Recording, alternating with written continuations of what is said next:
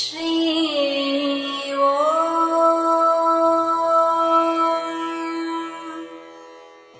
ஸ்ரீ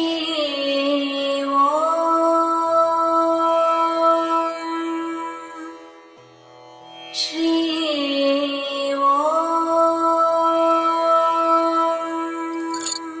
ஸ்ரீயம். நாம் ஜெகத்குருவை பற்றி பார்த்து கொண்டு இருக்கிறோம் அல்லவா? நிறைய விஷயங்கள் இருக்கிறது. ஆனால் நமக்கு புரிந்து கொள்ளும் பக்குவம் தான் இல்லை என்று சொல்ல வேண்டும்.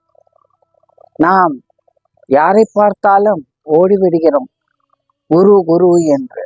அப்படி அல்ல.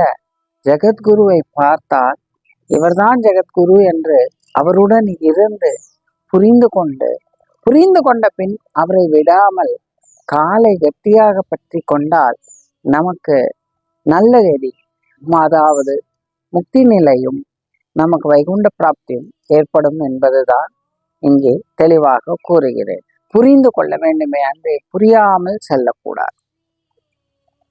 அடுத்தபடியாக அடுத்த உதாரணம், நான் விபூதி வரைத்து தருகிறேன், நான் குங்குமம் தருகிறேன், நான் இதை செய்கிறேன் அதை செய்கிறேன் என்றெல்லாம் இயற்கைக்கு மாறான செயல்கள் நம் ஜெகத்குருக்கள் செய்ய மாட்டார்கள். எப்போது எது அதிகம் அவசியமோ, இல்லை அது தேவை, அது செய்ய வேண்டும் என்று வந்தால் அப்போதே அதை காண்பிப்பார்களே அன்றி அவர்கள் ஒரு நாளும் தாங்கள் பெரியவர், தாங்கள் கையால் இவையெல்லாம் வரவழைத்து மாயஜாலங்கள் செய்பவர் ஜெகத்குரு அல்ல. அதே அமையும் இயற்கை அவருக்கு அமைத்து தரும். இயற்கை என்ன தருகிறதோ அதுதானே இயற்கையே அமைத்து தரும். அவர்கள் செய்யும் செயலால், அவர்கள் சொல்லும் சொல்லால் இயற்கை அவர்களுக்கு துணையாக இருக்கும். இதுதான் நாம் நன்றாக புரிந்து கொள்ள வேண்டும். இதை நாம் புரியாவிட்டால் அது நன்மை அல்ல. ஒருவர் கிருஷ்ணனுக்கு அவள் கொடுத்தான் என்று அவர்களுக்கு சொத்து கொடுத்தார் கிருஷ்ணன் என்றால், அதே போன்று நாமெல்லாம் கொடுத்து சொத்து வருமா என்றால் வராது. இது ஒரு முக்கியமான கருத்தாக கருத வேண்டும். இங்கே ஒரு உதாரணம். ஒருமுறை நமது ராகவேந்திர சுவாமிகள் ஆர்கட் நவாப் அவர்கள் அழைக்கிறார்கள். நவாப் அழைக்கும் பொழுது சுவாமிகள் செல்கிறார்கள்.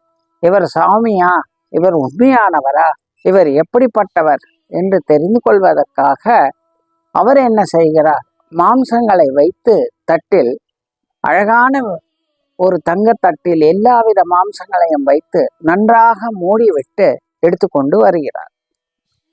வந்து அவரிடம், ஐயா, உங்களுக்கு சாப்பிடுவதற்காக எடுத்துக்கொண்டு வந்து இருக்கிறோம், தாங்கள் இதை சாப்பிட வேண்டும் என்கிறார். உடனே சுவாமிகளும், அப்படியா, சரி, இயற்கை தாயே, நான் என்ன சாப்பிட வேண்டுமோ அதுவாக இது மாறட்டும், நீதான் துணை இருக்க வேண்டும் என்று சொல்லி தனது கமண்டலத்தால் அதை நீரால் சுற்றிவிட்டு தான் அந்த இதை திறக்கிறார். திரையை திறக்கும் போது அதில் பழங்கள் இருக்கின்றன. அதை பார்த்த நவாப், ஐயா, தாங்கள் பெரியவர், நான் தவறாக உங்களை புரிந்து கொண்டு விட்டேன் என்று சொல்கிறார். அப்போது சுவாமிகள், நான் பெரியவன் அல்ல, இயற்கை எனக்கு துணையாக இருக்கிறது, அவ்வளவுதான் அப்பா.